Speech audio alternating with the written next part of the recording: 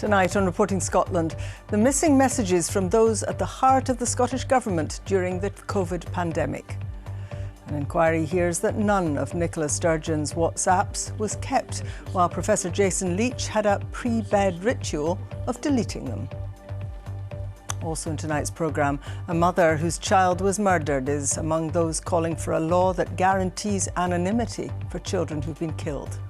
When my child died and I was going through everything, to be quite honest, I did not know what day of the week I was on. I at times couldn't even tell you what my name was. You don't know what you're doing, you don't know what you're thinking. All you know is suddenly your world's there and then it's not. The mother of an 11-year-old with long COVID is suing a health board in a case which legal experts say could open the floodgates. Red Clydeside remembered at a special concert in Glasgow a century after the death of the socialist revolutionary John Maclean. And coming up in the sport, we hear from the Buckie Thistle team as they dream of one of the biggest upsets in Scottish Cup history against Celtic this weekend. Hello, I'm Sally Magnuson. Welcome to Friday's programme.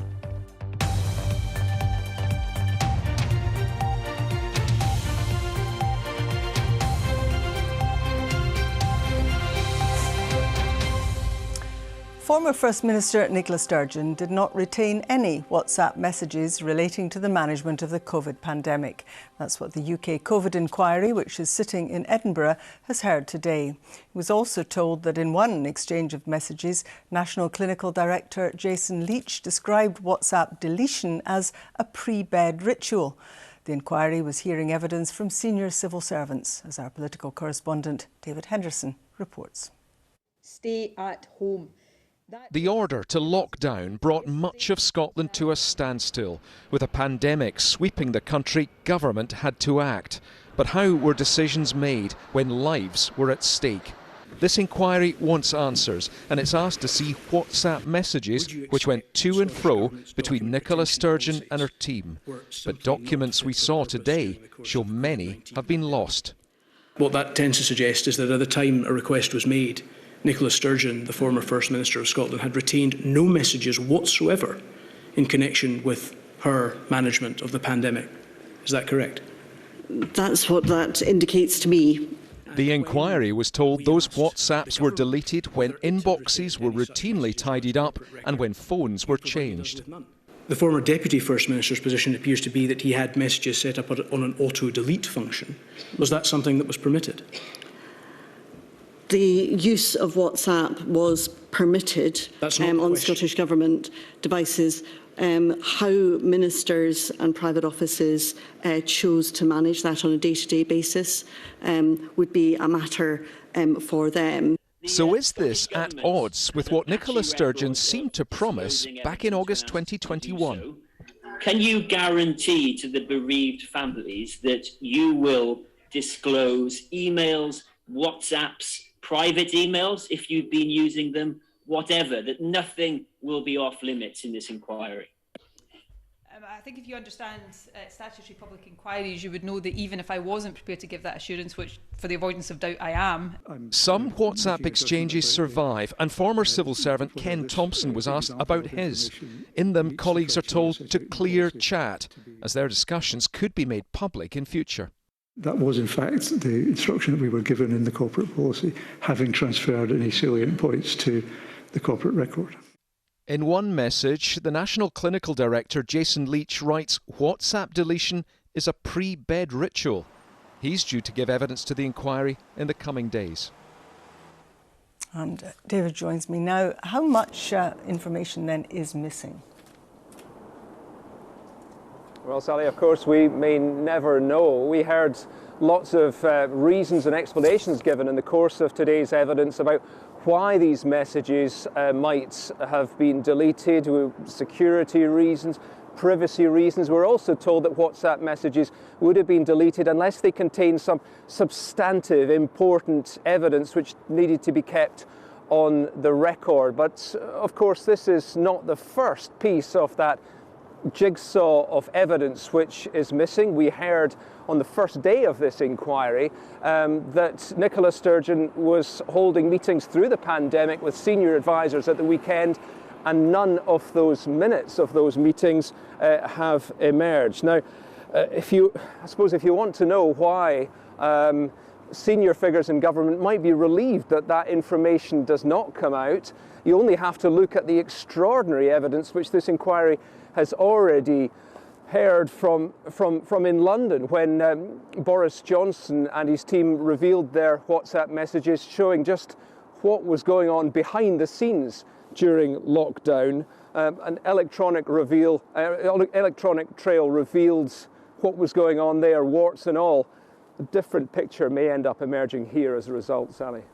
David Henderson in Edinburgh, thank you very much indeed. The mother of an 11-year-old Aberdeenshire girl with long COVID has started a legal action against NHS Grampian in what lawyers claim is the first case of its kind in Scotland. Helen Goss claims the Health Board is responsible for multiple failings in her child's treatment and care. NHS Grampian says it has senior clinicians working with children with long COVID. Louise Hosey reports. Pre-COVID, she was a healthy, happy, normal, just little girl. She was horse riding, swimming, just doing all the normal things that kids do. And then we got COVID, and now she can't do any of those things. Long COVID has completely changed Helen's daughter, Anna Hendy. The 11-year-old from West Hill in Aberdeenshire is now mainly confined to her bed. She has to use a wheelchair when she goes out and hasn't been to school for over 3 years. Helen is now taking legal action against NHS Grampian. The damages claim alleges multiple failings by the Health Board in Anna's treatment and care. It says this led to Anna's condition deteriorating and her family having to pay for private health care. Just every avenue that we have tried to go down, there's a brick wall at the end of it with refused referrals or services unavailable. We've reached the end of the road. I don't know where else to go. This feels like our only option. Helen's lawyer says Anna's case is the first of its kind in Scotland. It isn't a case of she wouldn't have contracted long COVID. It's the care and treating the long COVID that's made it worse. I think this will potentially open the floodgates to other claims. Now people can realise this is something that they can push for. In a statement to BBC Scotland News, NHS Grampian says it can't comment on individual patient cases. It says a long COVID pathway of care for children has been designed and is now in the final stages of development. The Health Board also says it does have senior paediatric clinicians working with children who have symptoms of the condition. Helen says this action isn't about the money, it's about accountability and an apology to Anna. And she's been bedbound on and off for almost 4 years now, and she has no quality of life, and I don't want that for my girl. Helen Goss there talking to Louise Hosey. More than 60 families bereaved by crime have written an open letter to the First Minister calling for a change in the law to protect the identity of child murder victims and their families. Victim Support Scotland is backing the move to grant automatic anonymity to murder victims under the age of 18. Aileen Clark is with me now. Aileen, can you explain just a little bit about what exactly these families are looking for? Well, the bereaved families and the charity Victim Support Scotland are asking for legislation to be passed, which would mean that a child who was murdered could not be identified in the media. So their name couldn't be used, their photograph couldn't be used in reporting a murder trial, for example. Now, the situation at the moment is if a child is the victim of crime and survives that assault, for example, their identity is currently protected by law. Now, earlier today, I spoke to a mother whose child was murdered. Now, she has asked to remain anonymous. We have respected that. She absolutely believes that if this measure was brought in so that children who are murdered have their identity protected, then she believes it would help families, and it would help them, she says, right from the very beginning, when they are still in shock at losing their child in such dreadful circumstances. When my child died and I was going through everything, to be quite honest, I did not know what day of the week I was on. I couldn't even tell you what my name was. You don't know what you're doing, you don't know what you're thinking, all you know is suddenly your world's there and then it's not. And you've got newspapers coming to your door, you've got people phoning you, like it's non-stop. You don't even get a second. If the media were not allowed to publish photographs of a child who had been murdered, would that make it better for you in trying to safeguard your other children from finding out, what would be really upsetting details of what happened to their sibling? Oh yeah, it would make it a whole lot easier. It gives them, not releasing that identity, it gives them the right to privacy. It gives them the right to a private life, gives them the right to just be children. It shouldn't be something I should be here today asking our government to do.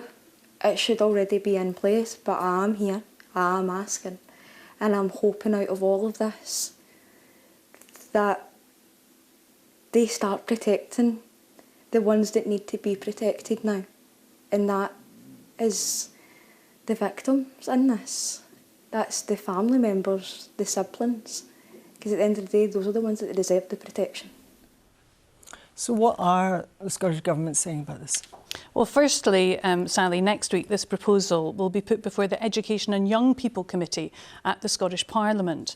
And tonight we do have a statement from the Scottish Government on this, in which they say that they extend their sympathies to any family who's lost a child as a result of crime.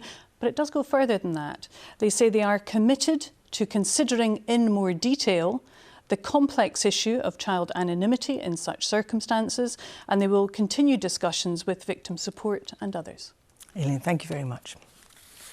Some of the day's other stories now. A footballer has pleaded guilty to killing an 18-year-old pedestrian in a drunken hit and run in Glasgow. 22-year-old Kieran Dixon was driving a rented Mercedes when he struck Aidan Pilkington on Crow Road in September 2021. The High Court in Glasgow heard that the ex-Celtic B team and Rangers youth player was 3 times over the alcohol limit. After dragging the pedestrian along the road, Dixon abandoned his vehicle and fled. Heavy drifting snow resulted in road closures in the Highlands and Islands, where some schools remained closed for a 5th day. The A9 between Dunbeath and Helmsdale, which had been closed overnight, reopened this morning. A big thaw is expected, but there's more bad weather on the way elsewhere. The Met Office has issued an amber warning for high winds due to hit southern and central Scotland on Sunday and Monday. A former prison governor has described the length of time devoted to a case conference in Polmont Young Offenders Institution concerning a 16-year-old who took his own life in prison as woefully inadequate. William Brown took his own life less than 48 hours after the meeting, where it was decided to remove him from the prison's suicide prevention strategy. William and 21-year-old Katie Allen's deaths are being examined at a joint fatal accident inquiry. Katrina Renton reports. William Brown, also known as William Lindsay, was 16 years old when he died. William had been in care for much of his life. The inquiry has heard of numerous occasions where William thought about taking his own life. William was detained after he carried a knife into a police station. The court has heard he was sent to Polmont as there were no places available in a secure children's unit.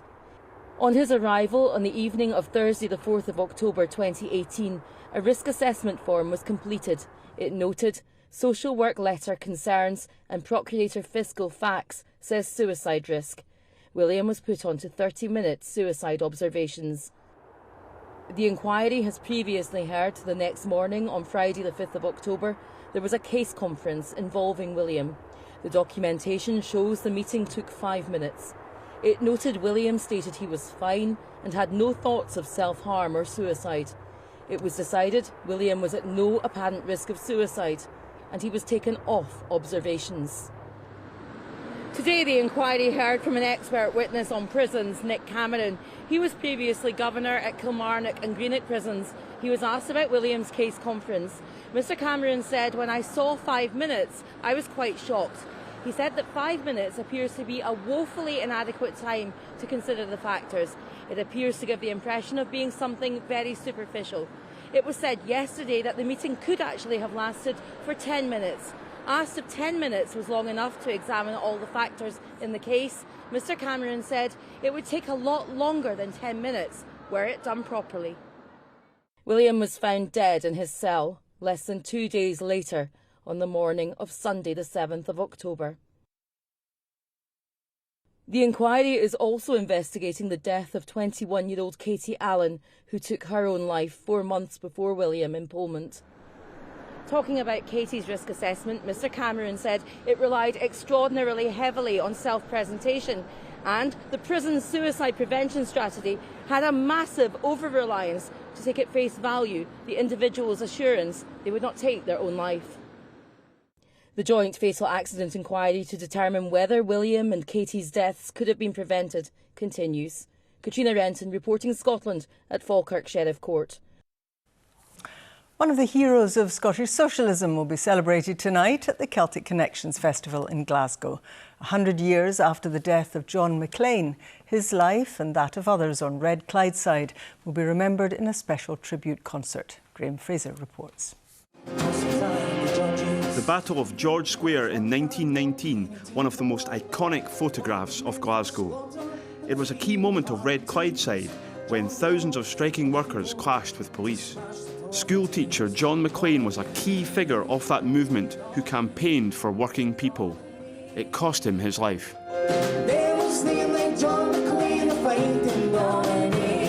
His story and the history of Red Clydeside is now being remembered. I knew about John Maclean from my childhood, listening to singers like Arthur Johnston and Dick Gaughan, being around the folk clubs and all of these great songs being sung like Freedom Come All Ye, the John Maclean March. So I grew up with these songs, but being involved in this concert has given me a whole new kind of context for it. John Maclean is a hero of the political left, but he's not a widely known figure in Scottish history. So what is his legacy? Maclean was a teacher, and the author Henry Bell thinks this role made him so important. From as early as the 1900s, he's organising economics classes across the city, and hundreds of people are learning about Marxism and learning what capitalism is and what it's doing to them in their everyday lives. Maclean was against the First World War and was jailed several times. Prison time and hunger strikes damaged his health. He died in 1923 when he was only 44. The very qualities that made him famous, and the incorruptibility and the indomitability were the qualities that led to his early death. He sacrificed everything for the workers. Graham Fraser, reporting Scotland. Now we're going to get to sport, and it's one of these wonderful David and Goliath clashes that everybody loves. It would be one of the biggest ever as well, Sally. Yeah. It'd be quite special, so plenty of that in the Scottish Cup for sure this weekend. Great. Tell Thanks us very about much. Yes, good evening. Plenty of Scottish Cup fourth round action tonight and tomorrow, but on Sunday, Buckie Thistle head to Celtic Park for a classic David and Goliath matchup. 3,000 fans will travel with the Highland League side, praying for what would surely be the biggest upset in the competition's history. And one very special Buckie fan in the US could be watching on. Here's our sports news correspondent, Chris McLaughlin. On the Moray Firth coast between Lossiemouth and Banff lies Buckie. This weekend, a town on the move. That's because its football club is ready to write its own chapter in Scottish football history. This was the win against Broxburn that sealed the Highland League club's place in the fourth round of the Scottish Cup. And this, the moment the players, all part-time, found out they'd be facing holders Celtic at Celtic Park. At a factory in Aberdeen, a manager and a midfielder. It still doesn't feel quite real yet. It's a weird feeling because obviously none of the players at the club have played at a ground like this or in an atmosphere it's going to be like on Sunday. It's just the amount of people that will be there. It's crazy. It's hard to wrap your head around it. We want to go there and be competitive and make them work hard. If anything happens from that game, that we get any sort of result, it's probably the biggest result in football history. Strips look familiar. Legend says they were gifted to the club by Celtic in the early days. To this day, there's still split loyalties here. going to get a good win, but it's good for Bucky to get that chance to play against a big team like Celtic. There's always a good chance. I mean, you can't really tell the future. We might get a chance, but even if we don't, it'd be a good moment in that. Try and put Bucky more on the map in that. The club is already on the map thanks to a very famous author. An author who included a reference to them in his recent book. The Scottish kids root for the Pineborough Pirates, our kids for the Bucky Thistle Football Club. He was looking for a Scottish football club with reference to an Edinburgh school that featured in the novel, and he kind of randomly picked Bucky Thistle because he liked the name. The next thing we know, there's a picture of him online in full Bucky kit. A story indeed. What will Sunday bring for Bucky? Swept away by the big boys, or a plot twist worthy of King?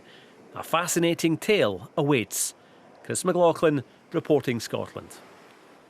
Well, another fixture which could deliver a shock scoreline is Clyde versus Aberdeen. They get the fourth round underway this evening at New Douglas Park. Sports Scene host Jonathan Sutherland has more.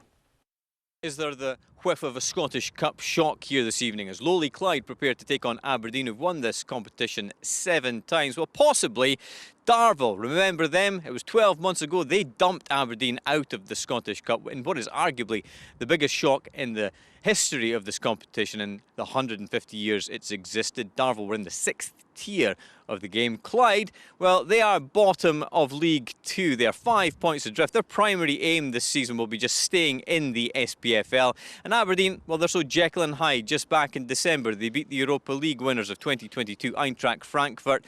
But at the same time, just a few weeks later, they lost at home 3-0 to St Mirren. So anything can happen. Clyde do have cup shock pedigree, having beaten Celtic in 2006. Will we get another one tonight? Find out live on the BBC Scotland channel at 7:30.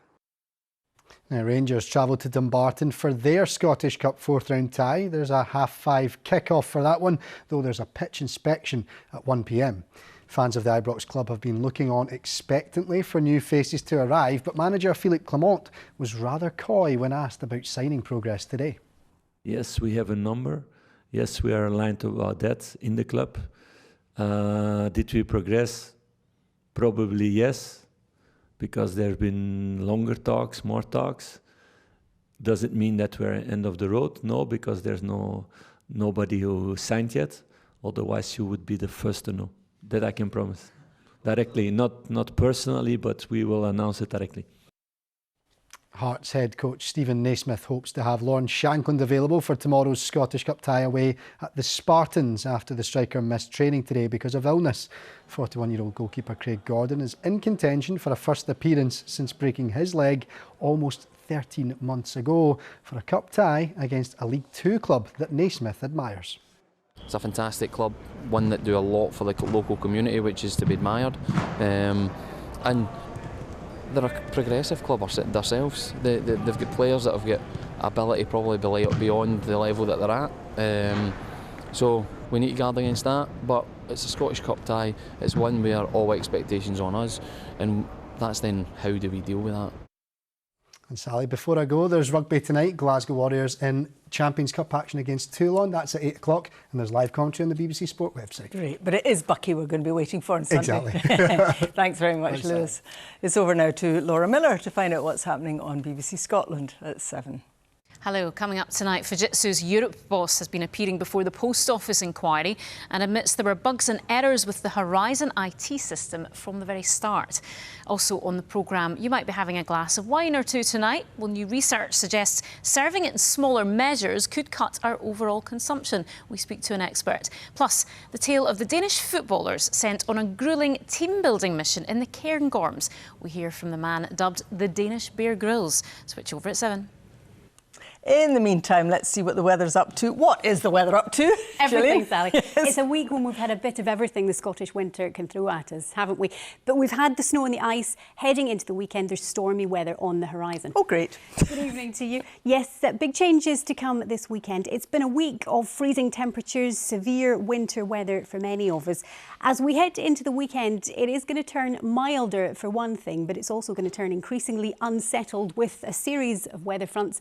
And then then a developing area of low pressure, a deep low that's been named by the Met Office as Storm Isha, and it's set to bring potentially damaging and disruptive winds Sunday into Monday. But for tonight, the immediate concern is ice, a yellow warning from the Met Office in the far north, where the melting of lying snow and then freezing surfaces along with some showery spells of rain will lead to some slippery conditions tonight. Elsewhere, spells of rain feeding in from the west, persistent and heavy at times, some wintriness over the hills, the freezing level actually rising as the night goes on because it is less cold than it's been. Temperatures in most cases will be above freezing. Into tomorrow then, an icy start in the far north with rain elsewhere. That will clear, another little band of rain moving across the northwest for a time, and then that too will fade, and actually tomorrow afternoon a decent amount of fine and dry weather with sunshine for the Northern Isles, the Northwest Highlands, the northeast of the mainland, and a few bright spells coming through for the Central Belt and the southeast as well. And it is certainly milder than it has been, up to 10 Celsius in places, but becoming breezy along the west coast ahead of this approaching weather front, which tomorrow night will bring outbreaks of rain, persistent and heavy at times. A yellow warning from the Met Office, and that heavy rain coupled with the melting of lying snow could lead to some issues with flooding. So we head into the second half of the weekend, and there's that area of low pressure swinging in off the Atlantic, Storm Isha.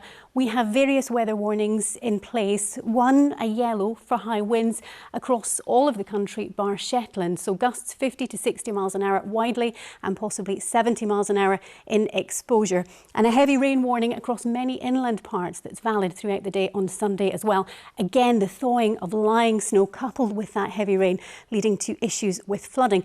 We start Sunday with just a few showers, but then comes that persistent and heavy rain, and with it strengthening winds. Now it looks like the peak of the winds will be Sunday evening through into Monday morning. An amber warning for central and southern Scotland, gusts 60 to perhaps 80 miles an hour. It's likely this system will lead to some disruption, so whatever you're doing this weekend, make sure you stay up to date with the forecast. Gillian, give us a break. I'm sorry. Thank you very much indeed. Let's take a quick look at tonight's main news again. Former First Minister Nicola Sturgeon did not retain any WhatsApp messages relating to the management of the COVID pandemic. The disclosure came at today's session of the UK COVID inquiry, which is sitting in Edinburgh. Anne McAlpine will be here with your late news at around 10:30 tonight. But until then, from everyone in the team, do enjoy your evening. Bye-bye.